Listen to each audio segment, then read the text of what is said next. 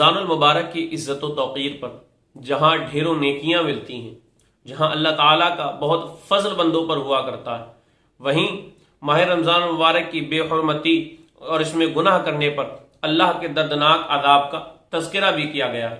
حدیث شریف میں آیا ہے، پیارے آقا صلی اللہ تعالیٰ علیہ وسلم نے ارشاد فرمایا، جس نے ماہ رمضان کے اندر کوئی نشے کی چیز استعمال کی یا کسی پر بہتان لگایا یا کوئی اس رمضان کے اندر گناہ کیا تو اللہ رب العزت اس کے 1 سال کے اعمال برباد فرما دے گا، یعنی اس کے 1 سال کی نیکیوں کو ختم کر دے گا۔ آقا نے فرمایا رمضان میں گناہ کرنے سے ڈرو، کیونکہ یہ اللہ تعالیٰ کا مہینہ ہے۔ اللہ تعالیٰ نے تمہارے لیے 11 مہینے اپنی نعمتوں کے لیے عام فرما دیے، اور اس میں تم اللہ کی نعمتوں سے لطف اندوز ہوتے ہو، اس کی نعمتوں کو کھاتے ہو، لیکن یہ 1 مہینہ اللہ نے خاص عبادت کے لیے کر لیا، اس لیے تم رمضان کے مبارک میں اللہ سے ڈرو اور اس کی فرما برداری کرتے رہو۔ پیارے آقا صلی اللہ تعالی علیہ وسلم نے حدیث پاک کے اندر ارشاد فرمایا، میری امت ذلیل و رسوا نہ ہوگی، میری امت ذلیل نہ ہوگی کیوں جب تک کہ وہ رمضان المبارک کے حقوق کو ادا کرتی رہے گی۔ عرض کیا گیا، یا رسول اللہ صلی اللہ تعالی علیہ وسلم، رمضان کے حق زائد کو ضائع کرنا کیا ہے؟ تو پیارے آقا نے ارشاد فرمایا کہ اگر مسلمان ماہ رمضان کا احترام بجا لائے، اس کی تعظیم و توقیر کرے، پھر کیوں اللہ کی رحمتیں جو ہیں اس بندے پر برسنے سے رک جائیں؟ پیارے آقا صلی اللہ تعالی علیہ وسلم کی شفقتوں پر قربان۔ تو اس مہینے کے اندر اگر کوئی گناہ کرتا ہے تو اللہ تعالیٰ اس کے 1 سال کے اعمال کو برباد فرما دیا کرتا ہے۔ اب سوال یہ پیدا ہوتا ہے کہ رمضان مبارک کے اندر تو شیطان اپنی ذریتوں کے ساتھ قید کر دیا جاتا ہے، جب شیطان قید ہو جاتا ہے تو پھر اس میں لوگ گناہ کرتے ہوئے کیوں نظر آتے ہیں، لوگ اللہ کی نافرمانیاں کیوں کرتے ہیں؟ تو اس کا جواب دیتے ہوئے علماء کرام فرماتے ہیں کہ حقیقت میں ابلیس تو اپنی اولادوں، اپنی ذریتوں کے ساتھ تو قید کر دیا جاتا ہے۔ اب اس مہینے میں جو کوئی بھی انسان گناہ کرتا ہے تو وہ اپنے نفس امارہ کی شرارت سے کرتا ہے، اپنے نفس کی شرارت کی وجہ سے کرتا ہے۔ اور یہ بات بھی واضح رہے، حدیث پاک کے اندر بالکل واضح ہے کہ آدمی کو چاہیے کہ اپنے گناہوں کی شامت سے ڈرتا رہے تاکہ ہر موقع پر اس کی حفاظت ہوتی رہے۔ جب انسان گناہوں کے معاملے میں اللہ سے ڈرتا رہے گا، جب اسے رمضان المبارک کے اندر گناہ کرنے پر جو اللہ کا عذاب ہے جب اس کے سامنے پیش نظر رہے گا تو انشاءاللہ وہ گناہوں سے بچنے میں اس کے لیے آسانی ہوں گی۔ رمضان کے احترام کا مطلب یہ ہے کہ اس مہینے میں گناہوں سے بچا جائے، جھوٹ، غیبت، چغلی، گالی گلوچ اور اب تمام برے کاموں سے اپنے آپ کو بچایا جائے۔ صرف کھانا پینا بند کر دینے کو رمضان کا کامل احترام نہیں کہا جا سکتا، بلکہ رمضان کے مقصد کو حاصل کرنا ہی اس رمضان کا احترام ہے۔ اور رمضان کا اصل مقصد کیا ہے؟ تو رب نے قرآن میں فرمایا، کتب علیکم الصیام کما کتب علی الذین من قبلکم لعلکم تتقون، تم پر روزے اس لیے فرض کیے گئے تاکہ تم متقی بن جاؤ، تاکہ تم گناہوں سے بچنے والے بن جاؤ۔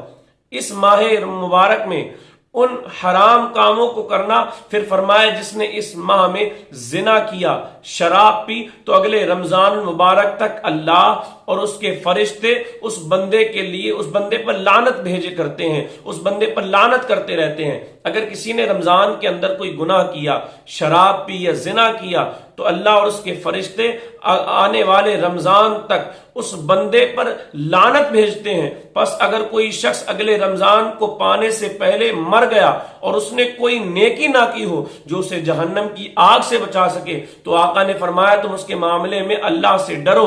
جس طرح اس مہینے کے اندر اللہ کی نعمتیں، رحمتیں اور نیکیوں کا اجر بڑھا دیا جاتا ہے، اسی طریقے سے اس مہینے کے اندر اللہ کا عذاب کا معاملہ بھی سخت ہو جایا کرتا ہے۔ اس مہینے کے اندر لوگوں پر بڑے دردناک عذاب ہوا کرتے ہیں جو اس مہینے کا احترام نہیں کرتے، جو اس مہینے کا ادب نہیں کرتے۔ مولائے کائنات مولا علی مرتضی مشکل کشا ایک مرتبہ قبروں کی زیارت کے لیے کوفے کے قبرستان میں تشریف لے گئے۔ ایک تازہ قبر کے پاس پہنچے اور جب اس قبر کے پاس نظر پڑی تو آپ نے رب کی بارگاہ میں عرض کی کہ مجھے اس قبر کے حالات کو منکشف مجھ پر فرما، میں اس قبر کے حالات کو دیکھنا چاہتا ہوں۔ یا اللہ، اس میت کے جو بھی کچھ حالات ہیں ان کو میں ملاحظہ کرنا چاہتا ہوں۔ اللہ کی بارگاہ میں آپ کی دعا فوراً قبول کر لی گئی، اور دیکھتے ہی دیکھتے آپ کے اور مردے کے درمیان کے جتنے پردے حائل تھے ان کو ہٹا دیا گیا، اور جب ہٹائے گئے اب آپ قبر کے ایک بھیانک منظر کو مولا علی نے ملاحظہ فرمایا. کیا دیکھتے ہیں کہ مردہ آگ کی لپیٹ میں ہے اور وہ رو رو کر مولا علی کی بارگاہ میں اس طرح فریاد کر رہا ہے, یا علی انا غریق فی النار وحریق فی النار, اے علی میں آگ میں ڈوب رہا ہوں اور آگ مجھے جلا رہی ہے. قبر کے دہشت ناک منظر اور مردے کی دردناک پکار نے حضرت علی کو بے قرار کر دیا. حضرت علی بے قرار ہو کر آپ نے اپنے رب کی بارگاہ میں, رحمت والے پروردگار کی بارگاہ میں اپنے ہاتھوں کو اٹھا دیا اور نہایت ہی عاجزی کے ساتھ اس میت کی بخشش کے لیے دعا کی. غیب سے آواز آئی, اے علی آپ اس کی سفارش نہ فرمائیے, آپ اس کے لیے دعائے مغفرت نہ کریں, کیونکہ یہ روزہ رکھنے کے باوجود, رمضان میں روزے رکھنے کے باوجود رمضان مبارک کی بے حرمتی کرتا تھا, رمضان المبارک میں بھی گناہوں سے باز نہ آتا تھا. یہ دن کو روزہ تو رکھ لیتا تھا مگر راتوں میں یہ گناہوں میں مبتلا رہتا تھا. مولا کائنات نے رو رو کر رب کی بارگاہ میں عرض کی اور یہ سن کر اور رنجیدہ ہو گئے اور سجدے میں گر کر رو کر عرض کرنے لگے, یا اللہ میری لاج تیرے ہاتھ ہے, اس بندے نے بڑی امید سے مجھے پکارا ہے اور میرے مالک تو مجھے اس کے سامنے رسوا نہ فرما, اس کی بے قراری پر رحم فرما دے اور اس بیچارے کو بخش دے. حضرت علی رو رو کر مناجات کر رہے تھے. اللہ کی رحمت کو دریا جوش میں آیا اور ندا آئی, اے علی ہم نے تمہاری شکستہ دلی کے سبب اسے بخش دیا, چنانچہ اس مردے سے عذاب اٹھا لیا گیا ہے. اس حکایت سے معلوم یہ ہوا کہ دن کو روزے رکھ لینا کافی نہیں ہے. ہم دن کو صرف روزے رکھ لیں اور راتوں کے اندر, بلکہ آج کل تو دیکھا جاتا ہے کہ لوگ ایک طرف تو روزہ رکھتے ہیں لیکن روزے کے باوجود بھی غیبت, چغلی, جھوٹ اور گالی گلوچ, بے حیائی, بے پردگی اور تمام حرام کاموں کے اندر, گناہوں کے اندر نظر آتے ہیں.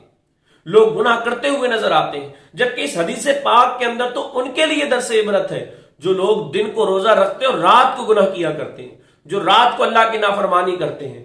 میرے عزیزو ہمیں چاہیے کہ ہم اس مہینے کا ادب و احترام کریں, کیونکہ آقا نے فرمایا میری امت اس وقت تک ذلیل و رسوا نہ ہوگی جب تک وہ ماہ رمضان کا ادب و احترام کرتی رہے. ادب و احترام کیا؟ دن کو روزے رکھے, رات کو بھی اللہ کی عبادت کرے اور گناہوں سے بچتی رہے. اور جب گناہوں سے بچتے رہیں گے تو انشاءاللہ اسی میں ہمارے لیے کامیاب.